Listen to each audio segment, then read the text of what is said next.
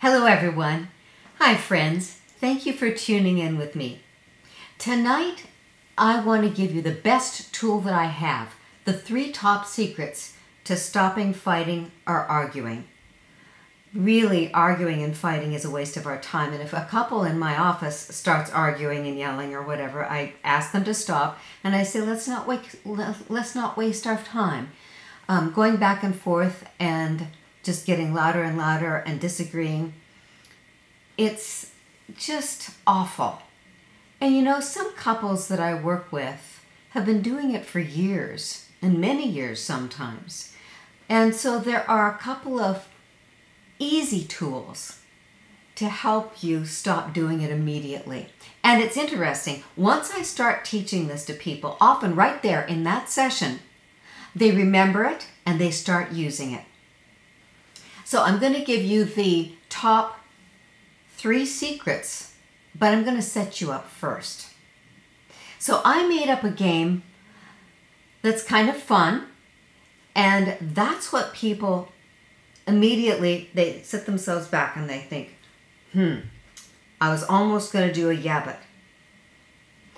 So I also want to acknowledge that I put a special pin here because friends of ours, Haven and Jason, are going to be married this week, and that's in honor of them. Marriage, you know, that's why I'm here, to teach couples to have great relationships and great marriages. So here we go. It's called the Bunny Yabbit and the Rabbit Yabbit game. And let me show you how that works. So there's a quote here that I love from Kathleen and Thomas Hart. One can do many external deeds of love and still hold back the really precious gift, the inner self. This gift can be given only through communication. So conversation, talking is the way we best communicate. There are other ways, of course, but I'm going to focus on what's best and what's most effective. It's interesting, when a couple has broken trust or has had an emergency or a tragedy, they will often tell me, we talked last night. We talked for 3 hours or however long and into the wee hours. And they say, you know, we haven't talked like that in years. And you can tell that something has shifted in a very positive direction when we stop and really talk. So this is what usually gets in the way. And so I've written here how monologues become fights. Because a monologue isn't a dialogue. It's not a conversation. So have you ever found yourself in an argument that seemed to have no way out, no resolution, and just seemed to repeat itself, getting worse or louder with every encounter? It's likely that both of you are just presenting a monologue or your own opinion, your own view. You may be playing the Bunny Yabbit and Rabbit Yabbit game. So here's an example from my designer marriage book. Bunny wants to tell Rabbit something, and Rabbit says, yeah. She says, Rab, I think ABC. What do you think about ABC? And Rabbit says, Bun, I think XYZ. What do you think about XYZ? And Bun then says, yeah, but Rabbit, you didn't hear me. I said XYZ. And Rab says, yeah, but Bunny, you didn't hear me. I said that I want you to know about XYZ, ABC, XYZ. And then she says, yeah, but you didn't hear me. He says, yeah, but you didn't hear me. Oftentimes, this goes back and forth. Yabbit this, yabbit mine, yabbit yours, yabbit mine, yabbit you. Sooner or later, this back and forth gets louder and more disrespectful, more emphatic, and sometimes angry. Then it goes into what I call courtroom. Because courtroom is, I'm going to defend my case and prove your case wrong. So then Bunny says, yeah, but my case is important. And then she builds a case and she says, because I have all this evidence, and I'll tell you, I'll make a list of why my idea is valuable and I need you to listen to it.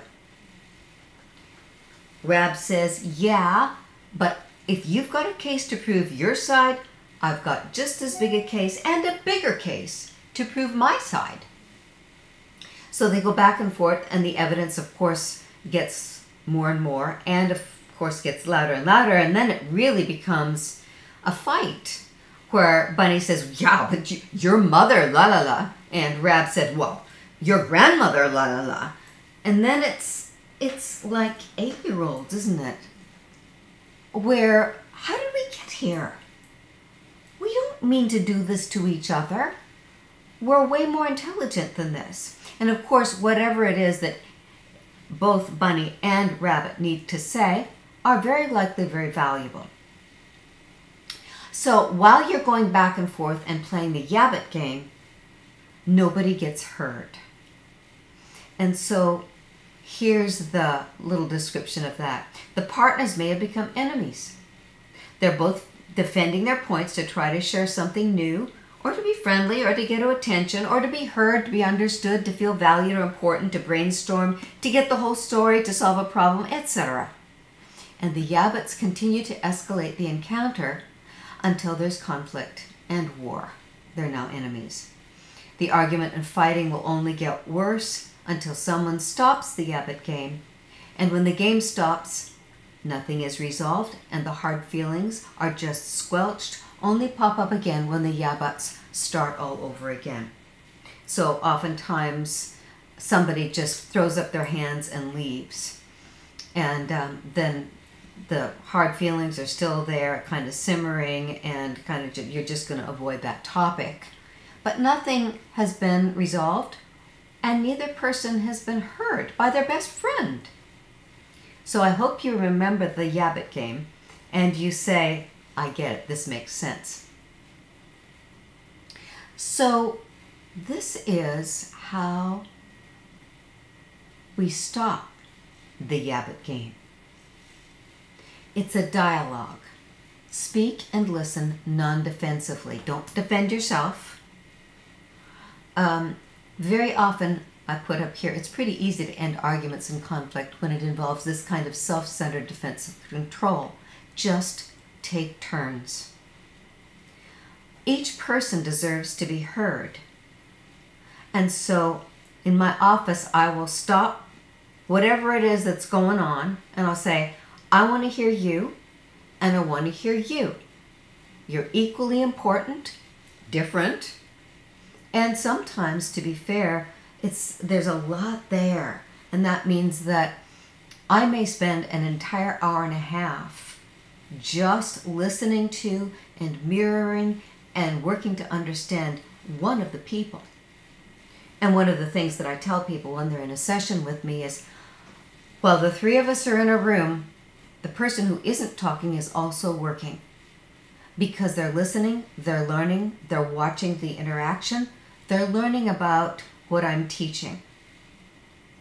And I remind people that I really am equally respectful of both people, but that usually the two sides are very different, and that if we're going to really listen to and understand one person this time, next time we're going to do the same thing for the other person. It has to be respectful that way.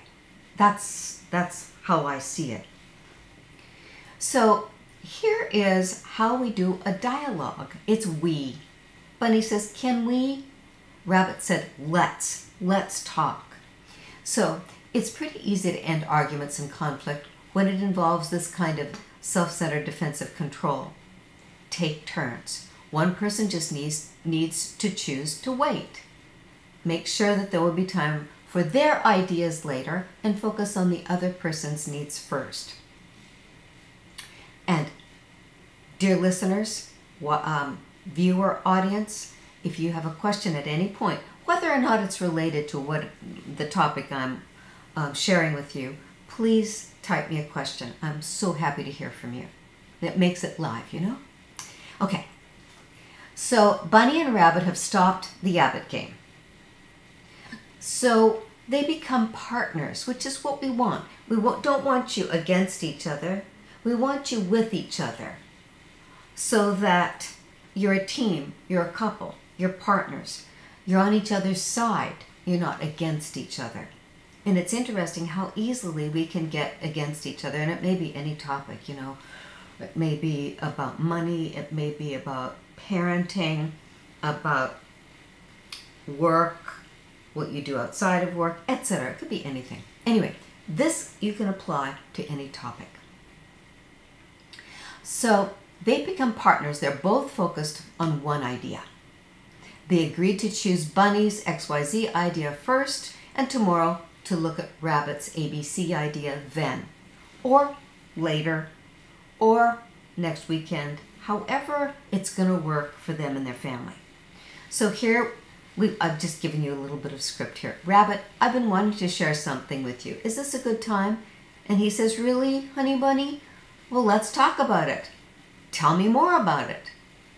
And she says, thanks for your attention, Rab babe. Here's my ABC idea. And then he says, I want to know, what are you thinking? What do you want? What do you want to be the goal, Bun? Why did you say that? Will you describe ABC more fully to me? And she said, yes, you do understand.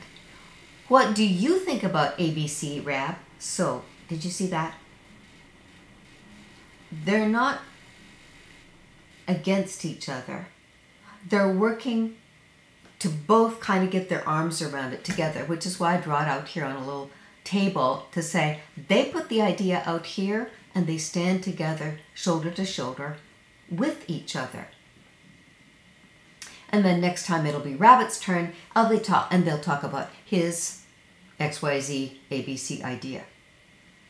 Does this sound too easy? Granted, sometimes it is. Sometimes it's very complex. And at the same time, I'm going to stop chaotic disagreement or topic and say, let's untangle all of this and let's just take one piece at a time. Because we can handle one small piece at a time. But if it gets chaotic and confusing and this leads to this, no wonder people have a hard time with some of the challenges in their lives. So it says sometimes, but notice how it does take generosity, patience, and a little selflessness to truly listen and engage with the other person's idea. This is especially difficult when you disagree, but you care. So be aware that you don't need your conversation to go your way, just to have your turn too. Innovative solutions can unfold, or you can make them unfold. So it'd be interesting to hear if that made sense to you, or if you have any questions about it. But it's a way to remember that oftentimes if we play the Yabbit game, it's like a tennis match where you're on two sides of the net, two different sides. And we want to come together in any relationship and be on the same side. It is difficult to do that when it's not fair. When one person isn't interested in giving the other person a chance to be heard, their ideas to be respected. This does happen. And sometimes you need help from somebody like me, because it's just not ever going to get resolved, which is one of those elements of what we know is the number one cause of a problem in a relationship, which is not being able to solve problems and, quote unquote, avoiding conflict. Avoiding it, maybe it's conflictual, but avoiding it because you don't know how to solve it. And then somebody just either goes off crying or won't talk or is grouchy, whatever it is. Life is too complex and too stressful today I don't want you to have that in your home. I don't want you to have that in your relationship. And oh, look at this. Someone has asked, what if the issue is big? Exactly. If the issue is big, then it may take some untangling, and there may be some places where you're going to have to figure out how to be accepting of something that is not going to go away, and go into that place of unconditional love, where we know that something's never going to be ameliorated, but if this is the relationship we want, this is the spouse or the beloved we want, then we accept them with whatever foibles they have. So can you give me a little example of what's big? And I don't mean to pry, but I would be happy to speak to that. Sometimes issues are huge. I'm also now going to give you, remember on the email or the announcement today, I said the 3 top secrets. Well, here they are. I call it the 3 whys. Now, to be honest with you, this is just my way for how an adult person and a mature person, and some young ones can do this too, of course, the more advanced ones, but listen. To really listen, like with Bunny Yabbit and Rabbit Yabbit, they took one person's side. So here are the steps to guarantee that you take one person's side and that person really relaxes and has this sense that they have been respected and understood. Now this is especially important when your communication is troubled, and both of you need to feel as if your view is valuable and at least heard and understood. So the 3 whys, this is the 3 secrets to stop arguing while still getting your point across, because we want you to take turns, right? Like Bunny Yabbit and Rabbit Yabbit did. So yes, you, your, the 3 whys. So when there's a difficulty, this is kind of the tips that you check in with yourself to say, I'm gonna really succeed at this. We're gonna get to a solution, or we're gonna get to some kind of peace with it. And my guest Bet, mirror for me or give me some clues as how this might be difficult for you or might not help you move forward. So 5 things kind of to get your arms around this view. First, open the door. Open the doorway to a conversation, which means ask. It's just that simple. The other person may be feeling hurt or stubborn or grouchy and they don't want to, so just it's okay. But I am open to listening to you and to understanding you. Because fighting is usually at least 2 opinions, and it's not your job to convert somebody else to your opinion. It's your job to understand theirs first. Okay. 3, sometimes we are stubborn. We know we are right, or we have a right to our point of view, or we've been hurt and we're defensive or resentful. We got that, but what we want to do as an adult is put that over here. It's not going away. We're not going to forget it. And if you're afraid you're going to forget it, please just write it down. I always have a pad in my office with a pen, so if people are afraid they're going to forget something that's really important to them, just make a note. Write it down. Put it over there. Number 4, both people are respected, as are the ways that they think. In a relationship, unless you've been mortally harmed and it's illegal, then you really don't want to be in a communication conversation. You can't be in a dialogue with somebody who's injured you. Both people need to be respected, and how they think needs to be respected if you want this relationship. Even if, you've had a conflict for years, stop it. See what you can find out, because one must go first. Later the other gets to go too. The starting place is hearing both people. So the 3 whys. Yes, I hear you. You think this. You're wanting this. So this is the to-dos on the listener's list.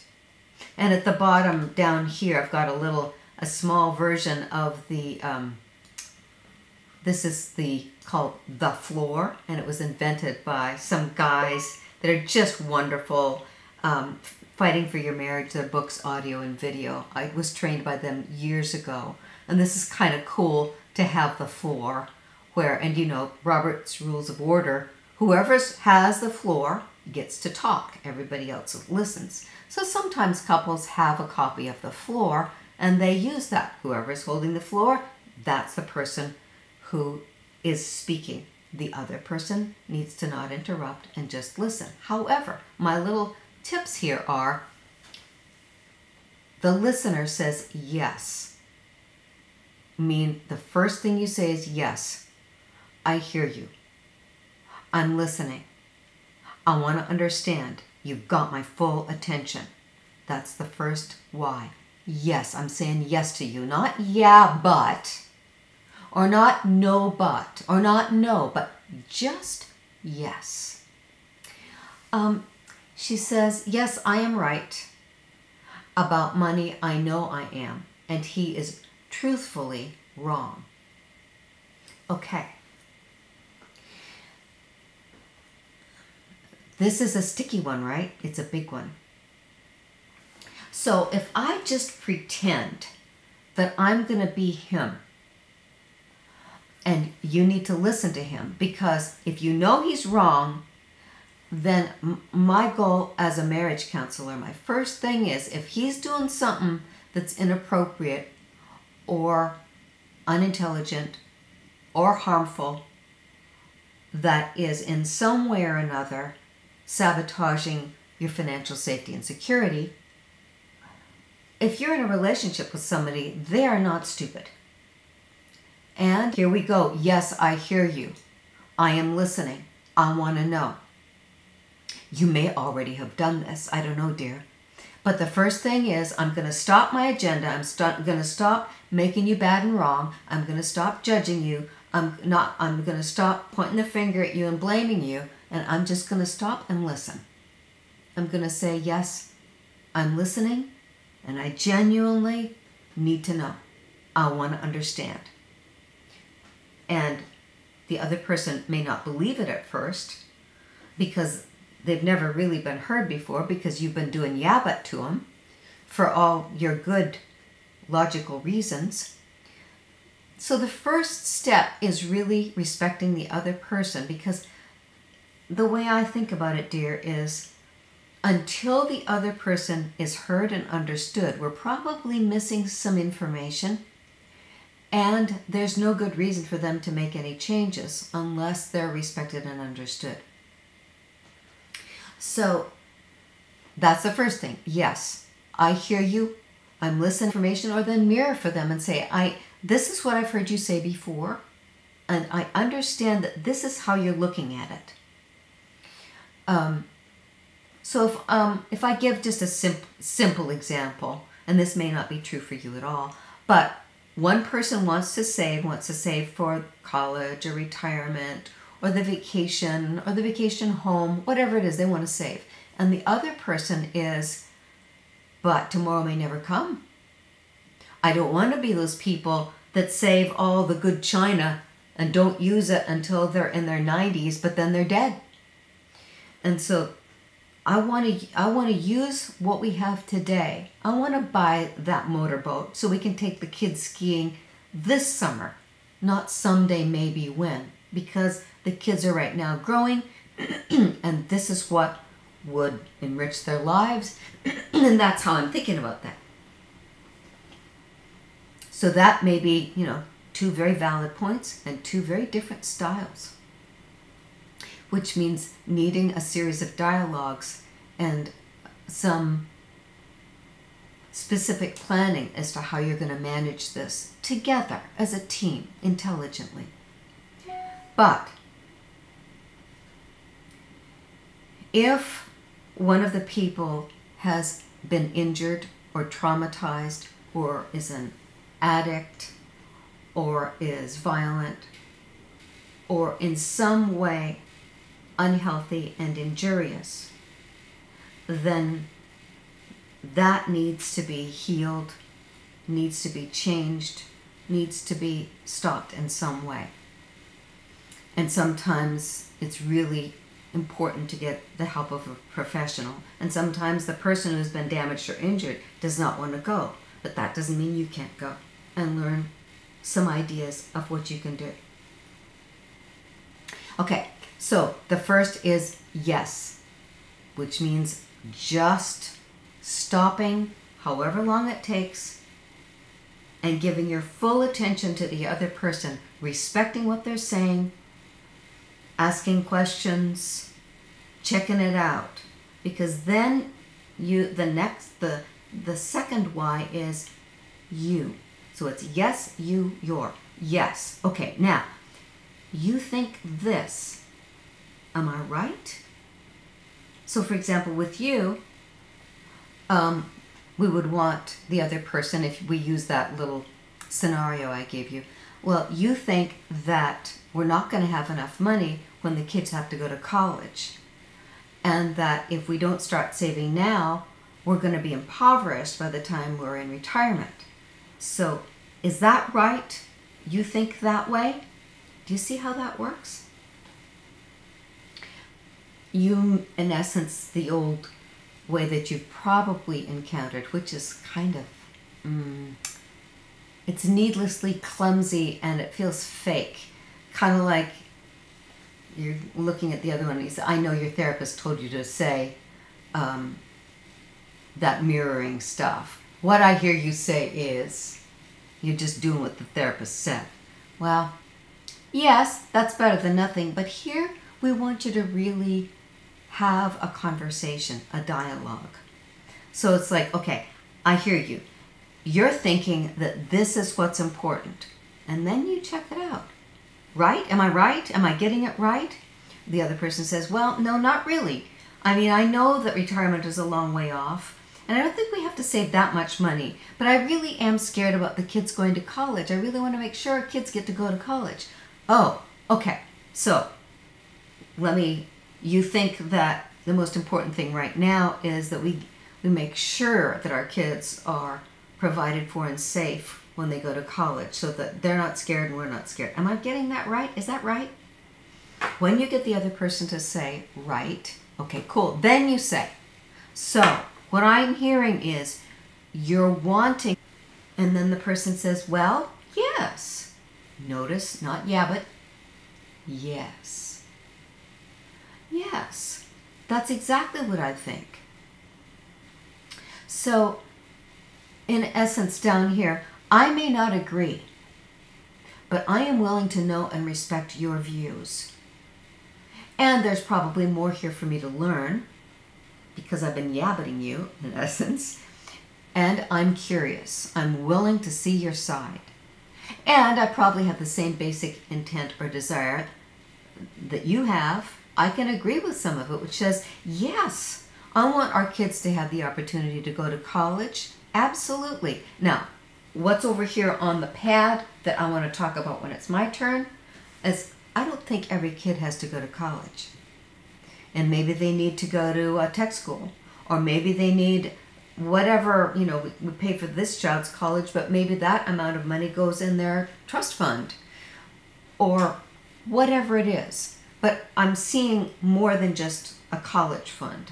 So I want to convey that, but I'm not going to insert it. I'm not going to do the yeah, but. I'm putting it over here on my pad of paper. Because I'm going to respect you completely, and I'm not going to interrupt you. I'm not going to counter you. I'm not going to tell you my buts, my ideas, until you want to know. Isn't that cool? Isn't that respectful? It's simple. And until you get the hang of it, it's hard to do. You feel like you have to sit on your hands. You feel like you can't talk in the beginning. But when you get to that place where you can be that mature, it's a powerful place where you don't need to be defensive, where you can relax and just pay full attention. Let's see. Pad of paper is a good idea. Good. Thank you, dear. Should I let him see it? Well, yeah. I mean, unless you guys really are aggressive and violent and fighting. But say, honey, don't, try not to blindside people. Try to be an open book. That's my best tactic. So I'm going to tell you what I'm doing.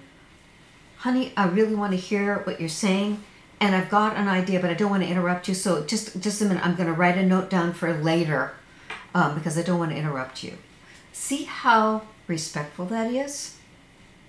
You're telling them what you're doing, and you're telling the intent, which is, I want to pay full attention to you. So I'm going to put that over there, and I'm not going to keep it in my mind. And so when we do that, when we communicate like that fully and completely, there's another sense of relaxation and trust.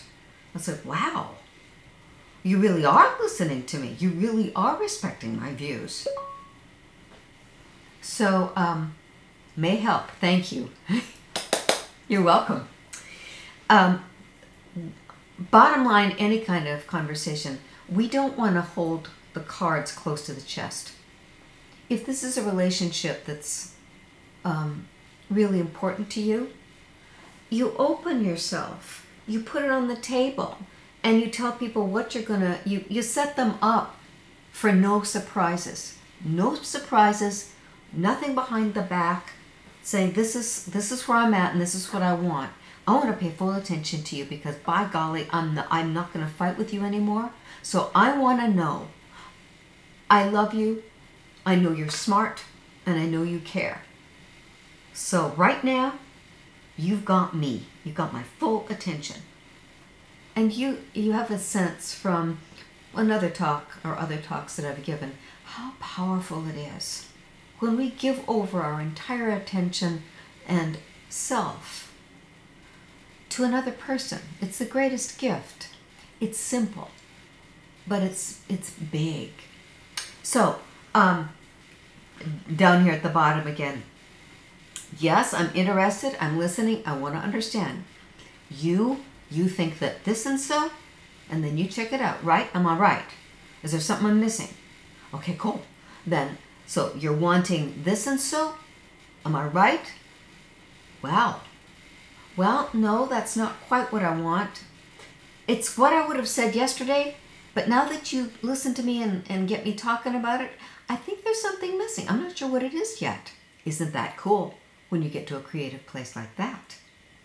So, again, I may not agree, but I'm willing to know and respect your views. And there's probably more here for me to learn. I'm curious. And I probably have the same basic intent or desire. I can agree with some of it. Woohoo! And I want us to solve this difference. I believe we can do it. You might find the floor useful. It helps with the listener-speaker roles. And you might find the taking notes about what you want to say. But see if you can focus on one person and get that to a place where you really feel connected and a respectful understanding.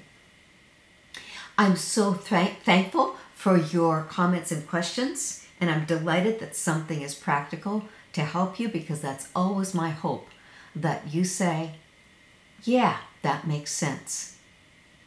Hopefully it helps.